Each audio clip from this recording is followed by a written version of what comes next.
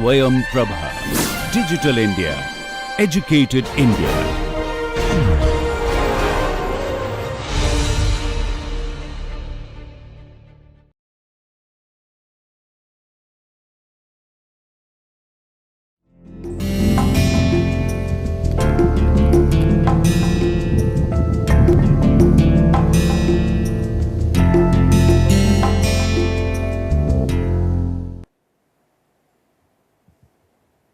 Hello and welcome to this Manufacturing Systems Technology Part 2 Module 29. We will be mostly dealing in this module with issues related to robotics and some issues related to factory automation. Let us look at robotics and how historically robotic systems really emerged. The first articulated arm which can be associated with the sort of the beginning of the whole robotics area was developed in 1950, and this sort of articulated arm was controlled through microprocessors which were actually developed a little earlier, but then there was a lot of technology growth in the area of microprocessors in the end of 50s and 60s, which fueled this development of so called robotic systems. So now robots have become available in a variety of types, styles and sizes starting from 1950s, and they are capable of performing a wide variety of again operations in the industry. Examples could be, commonplace examples could be robots which are used for car assembly, for weld assembly, for even painting in automotive industries extensively. Robotics also are used in electronics industry for assembling of different printed circuit boards to different levels of microelectronic processing as well as assembly, etc. So there is n number of applications in the industry for these robotic systems. In fact, the driving force for the purchase of robots is their applicability in a hostile or strenuous and repetitive environments, when we are talking about producing many items with a time demarcation of producing one item for a longer range of times.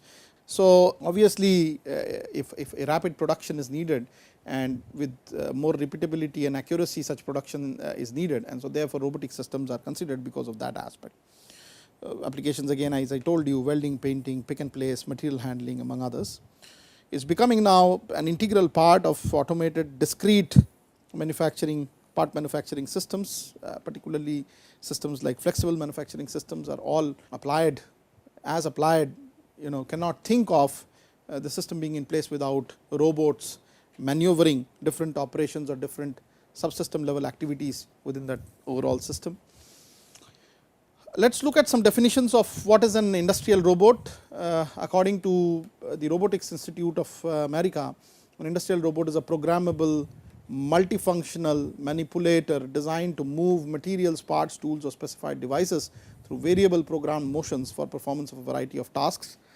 The developments in the area of robotics since the first articulated arm of 1950 have been motivated primarily by development in the area of industrial automation, particularly computer integrated manufacturing systems based automation in general. We had an extensive course earlier in manufacturing systems technology part 1, where these SIM systems or computer integrated manufacturing systems were described in great details. And an industrial robot consists of a number of rigid links connected by joints of different types, controlled and monitored by a computer. To a large extent, the physical construction of a robot resembles a human arm, like you have a lower part of the arm, an upper part of an arm, a wrist, and then something like the portions of the hands which you are in question. So in a similar manner, if I can have all these degrees of freedoms with respect to a lower arm, the upper arm, the wrist and the forward hand portion of this arm, this could actually be mechanized to be implemented as a full-fledged robot arm. Let us look at such an example here and understand what are the kind of degrees of freedoms which are available. A typical industrial robot with 6 degrees of freedom has been illustrated here, courtesy of the ABB Robotics Incorporated. So here you can see the first degree of freedom is basically turning of the complete mechanical robot around the point C. The turn angles have been shown here. So the whole arm here, this whole arm is going to get rotated in this particular direction about C. The other turning can be about the point B, where the forward and reverse movement of lower arm can take place. So, there is the movement of the lower arm, as you can see in the hand. So, this is the movement of the lower arm. So, this can occur. Okay. Again, axis 3 about A, where this is the axis that we are talking about, where the up and down movements of the upper arm can be formulated. This is the lower arm.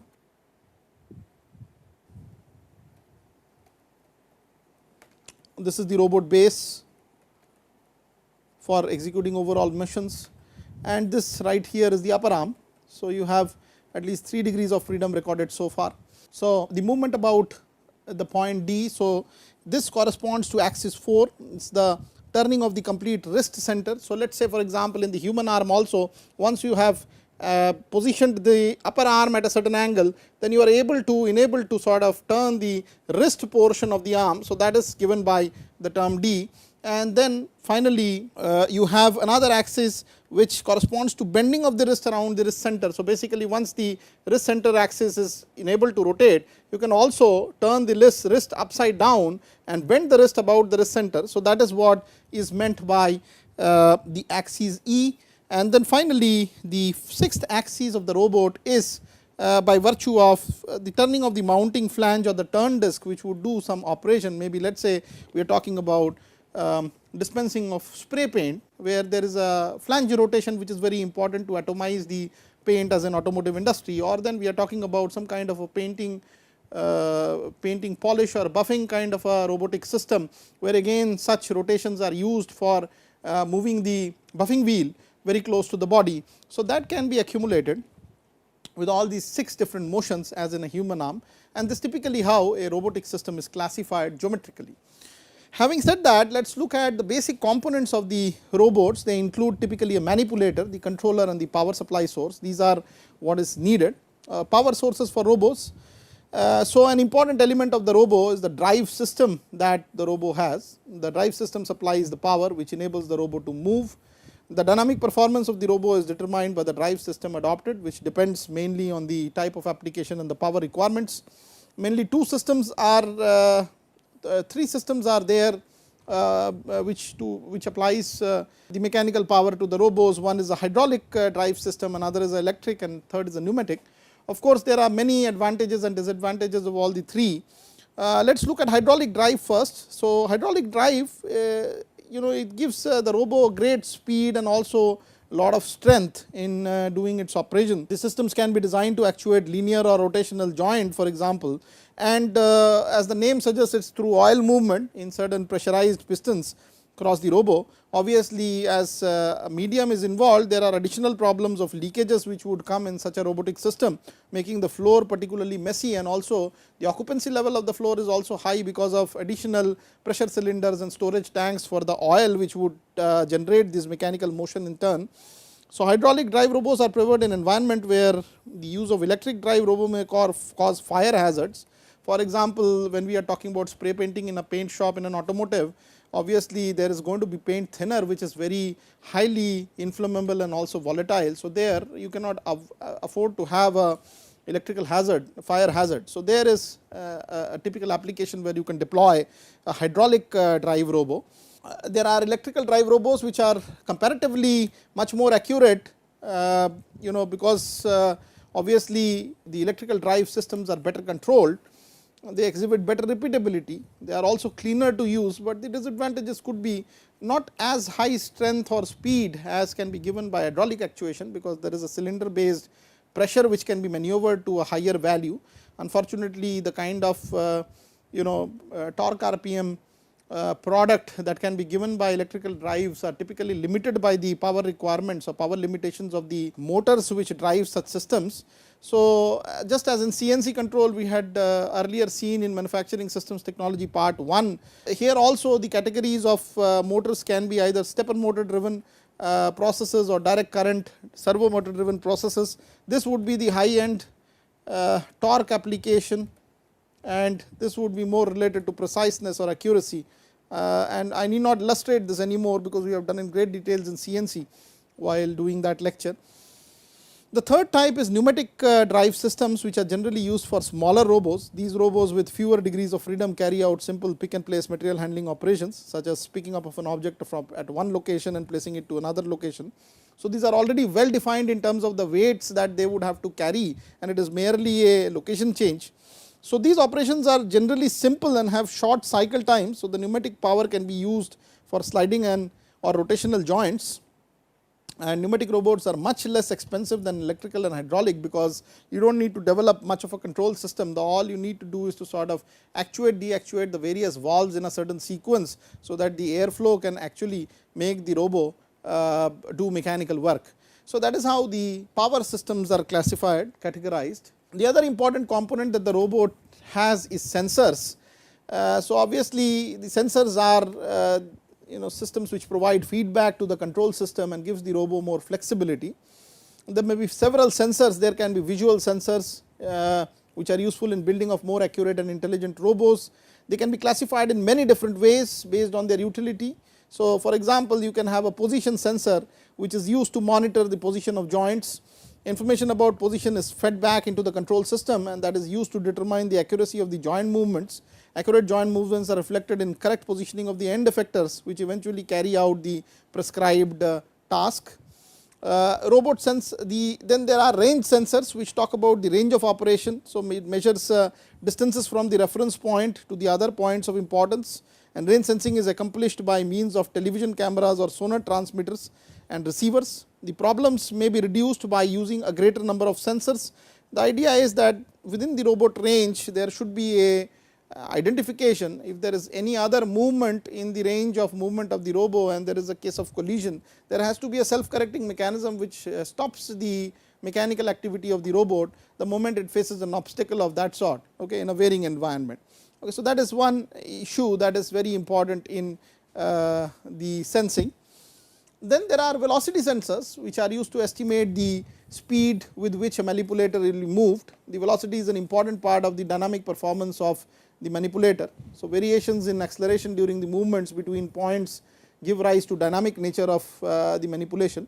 Inertial forces due to changes in acceleration, damping forces due to change in velocity, and spring forces due to elongation in links caused by gravity, and the weights carried should be monitored and controlled to fine tune the dynamic performance of the manipulator, for which this continuous monitoring of velocity, particularly of the end effector or the other linkages which are associated with the robots kinematically would need to be sensed. So the best example is a DC tachometer, which is one of the most commonly used devices for feedback of velocity information. So it is a DC generator which provides an output voltage proportional to the angular velocity of the armature, which will be able to again back calculate the type of the speed sensing that is going on. There are going to be also proximity sensors which are used to sense and indicate the presence of an object within a specified distance or space without any physical contact. So this is more or less similar to the range sensor. The range sensor is basically up to what range the robo will move, and some range sensors are also serving as proximity sensors from time to time. But there are independent proximity sensors which will only do the job of sensing the presence of a foreign object within a specified distance or space, and these sensors are typically working on reflected signals. So any such object comes on the path as an obstacle, it reflects the light back to the source, and they receive this from the object, and these signals are generated using maybe LED transmitters and are received by a photodiode receiver sort of a arrangement. But as soon as you get a signal, the idea is to sort of mechanically change the path or track of the robo to avoid collisions. So there are many other type of sensors with different sensing abilities. For example, acoustic sensors sense and interpret acoustic waves in gas, liquid or solid. Touch sensors sense and indicate physical contact between the sensor carrying object and another object.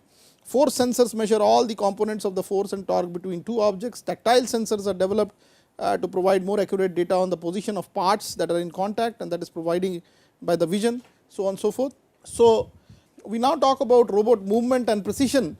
So speed of response and stability are two major important characteristics of robot movement. The speed defines how quickly the robot arm moves from one point to another, and stability refers to the robot motion with less amount of oscillation. A good robot is one that is fast enough but has the same time at the same time has good stability. So three important basic features which are very important to be controlled is spatial resolution, the accuracy and the repeatability. So, the speed and stability are often considered as conflicting goals. However, a good controlling system can be designed for the robot to facilitate a good trade off between the two parameters. And the three important aspects, the three basic features which are there in any robotic movement and precision description is spatial resolution, accuracy and repeatability. So, definitionally the spatial resolution is the sort of the smallest increment of movement into which the robot can divide its work volume. It depends on the system's control resolution and robot's mechanical inaccuracies. So, if supposing the control resolution is sort of not very high standard, then it may mean that the amounts of increment that the robot moves in its motion pathway may be higher, and that also this increment can probably be unstable because the increment may keep on changing or varying. So, that is how the spatial resolution is defined. Let us now talk about a numerical example how you will find out. Let us say a robot's control memory has 8-bit storage capacity, it has 2 rotational joints and 1 linear joint, and you have to determine the control resolution for each joint if the linear link can vary its length from as short as 0.2 meters to as long as 1.2 meters. So, obviously, if the control bit memory is 8-bit, that means the number of increments that can be programmed into the system are exactly 2 to the power of 8, it is a binary number, so around 256. So, with this kind of a storage capacity, the total range of the rotational joint, for example, if the joint were to rotate 360 degrees, would actually be equal to 360 by 256, that is about close to 1.4 degree resolution, right. So, this is the resolution. So, basically you can see now that how the capacity storage of the controller or the control memory of the robot is directly related to the ability to store small increments. So, therefore, in this case, if the robot has to be positioned at less than 1.4 degree rotation, it is not possible, okay, because the robot's controller is giving a resolution of 1.4 degree and above. So, that is the minimum sort of a least count movement in terms of rotation which could be executed in this particular robot. Similarly, if the range of the robot is from 1.2 meters to 0.2, that is about 1 meter, the resolution that this would have is again 1 meter by 256, that is about close to 3.906 millimeters. It obviously means it does not, so between let us say 3.9 or 4 millimeters is the resolution. So, if I wanted to position at an accuracy of less than 4 millimeters with this kind of a 8-bit storage capacity, it is not possible in doing the less than 2 millimeters or less than 4 millimeters positioning. So, that is how you define the spatial resolution part of the robot. There are obviously accuracy, which can be defined as the ability of a robot to position its wrist end at a desired target point within its reach. In terms of control resolution, the accuracy is defined as 1/2 of this control resolution. So, supposing there are 2 control points which are 4 mm distance, the accuracy should be at least 2 mm for it to be enabled to position. That is the whole idea behind accuracy. Okay. So, the reason is the displacements smaller than one basic control unit can neither be programmed nor measured on an average, and they account for 1/2 VRCU. The accuracy of a robot is affected by many factors. For example, when the arm is fully stretched and it is in full load conditions, the accuracy may be smaller because of greater deformations, etc., because of the load. And if the arm is closer to its base, then the inaccuracies tend to be minimal because now you have less loading conditions on the robo arm, etc., obviously. So, the accuracy also is a dynamic phenomena. It keeps on changing whether the robo is fully stretched or the robo is in its base position. So, in robots only linear varying links, ideally the accuracy may be considered to be uniform, but if there are angularly varying links, etc., there are going to be many other factors like different kind of stresses because of rotational as well as linear motion, and the accuracy may change because of that. The other aspect is repeatability. So, this refers to the robot's ability to position its end effectors at a point that had previously been taught to the robot. So, if I want the robot to go to a certain point A, how much accuracy it has or how much compliance it does to going to the point A is what the repeatability would be. There is a way to measure the repeatability error, and it differs from the accuracy as given below. Let us understand this example more thoroughly. Let us say there is a point A which is the target position as shown in the figure on the right, and position A represented here in this particular figure. So, therefore, this is the position where the end effector of the robot should go once it has been programmed. because of the limitations of the spatial resolution and therefore accuracy, the programmed point becomes point B. So, instead of going to A, the robot goes to certain point B right about here. The distance between point A and point B is a result of the limitations on the robot's repeatability, because obviously every time it is going to the program point A, there is an error which it has in going to A and it actually accidentally goes to B. However, it may not be possible or it may not be reasonable to assume that every time it will go to point B, because there can be another instance where it can go to somewhere around C, which is at more or less similar distance, or similar sort of repeatability from A as shown here. And there are variety of such points as represented by these pluses, where there can be the robot position, programmed position, once it is supposed to go to the point A. So, the accuracy error now would therefore be represented by AB, but the repeatability errors would actually be represented by the point BC. Okay.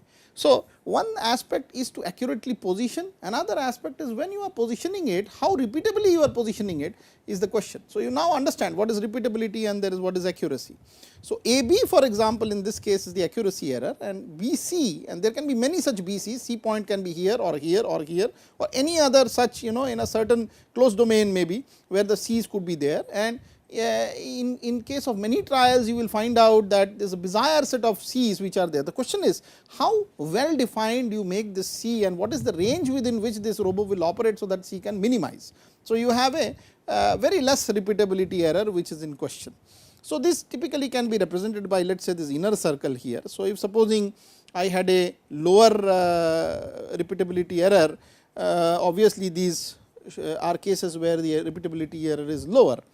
In fact, slightly higher, but then again within the same range can also be treated. So, this is essentially the radius between which such C points would be positioned with respect to the actual point B, which is inaccurately being transversed while the programming point was A, so on and so forth. So, but then it can be a case where this is actually the repeatability error is very high and the points are actually at the outer side.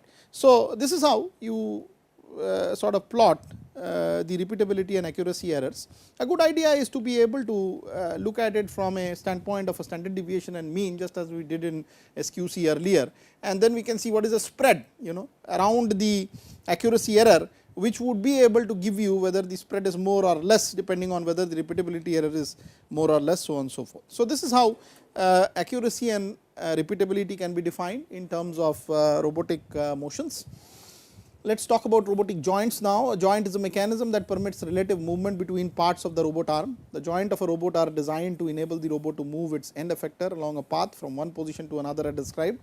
The basic movements required for the desired motion of most of the industrial robots are the rotational movement, which enables the robot to place its arm in a direction on a horizontal plane.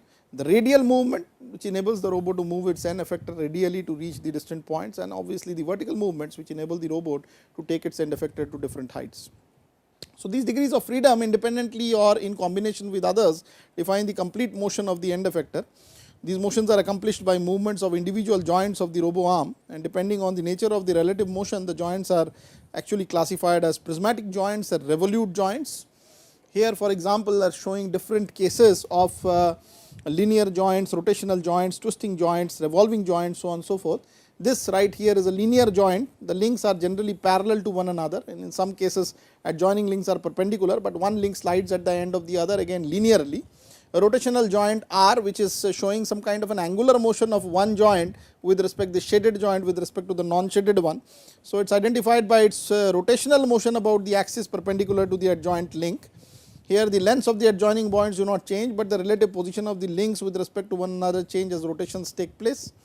Obviously, there is also a twisting joint T, which is also the rotational sort of a joint, but now it is not about really changing the distance, but about changing the angular orientation of the axis 1 with respect to that of axis 2. Okay. So, that is how twisting can be described. So, this rotation involves twisting of one link with respect to another, hence the name twisting. The revolving joint, V is another rotational joint where the rotation takes place about an axis that is parallel to one of the adjoining links. For example, in this particular case, this is the axial center and this joint goes all round, or vice versa, as has been illustrated in the figure. So, this can be typically a revolving joint. Usually the links are aligned perpendicular to one another and one of them is revolving around the other. So, this is how you classify all the different joints of a robo. Now, there is a certain way, a standard way to describe the joint notation, and I am going to just show you how to describe that. The robo's physical configuration can be described by the notation described in this section. The notation basically identifies the types of the joints that are used in the configuration of the robo. As just discussed before, the joints can be denoted by the letters L, R, T and V for linear, rotational, twisting and revolving respectively. So, if we consider the different robot arms which are here in these examples, we could be able to give a joint notation to show these arms. So, for this we consider the arm and the body first and use these letters to designate the particular robot configuration. In this particular case, this is the body, let us say this is the body portion and this is the lower arm, this is the upper arm and this is the wrist region. So, we can consider this robot to be a configuration of L, that means a linear lower arm, linear upper arm and then followed by a twisting wrist and also a rotating wrist. So, there is capability of movement, rotational movement, okay, and then again a twist on the end effector itself. So, you have the lower arm, you have upper arm, you have the wrist here and then you have the end effector here. So, this can be represented therefore by LLTRT, which means that you have a linear lower arm, a linear upper arm, twisting wrist and then also a rotational wrist and a twisting end effector. Okay. So, this is how we were describing the full configuration of this particular case A of the robot. Similarly, you can make other configurations B and C, which we will probably discuss a little bit later. So, in the interest of time, I will close this module here. And then we also have a portion of the course which is still left over, which includes how the coordinate system can be mapped from a local to a global coordinate system for the robo and vice versa, and they are basically kinematic transformations done in a similar manner as I had earlier illustrated while doing the computer aided design in the first part of this course. And I will probably like to derive some of these in the next lecture, but this lecture would be the last lecture of this whole session. It will be sort of a wrap up lecture with a little bit longer duration, about probably close to about 40 or 45 minutes, and this will be posted and it will come online on the 26th, that is Monday of October. Okay. So, so on up to this particular week, we are going to post only this 5 modules starting from lecture 25 all the way to lecture 29, and the 30th module will be web posted on 26th. So, as of now, goodbye. Thank you.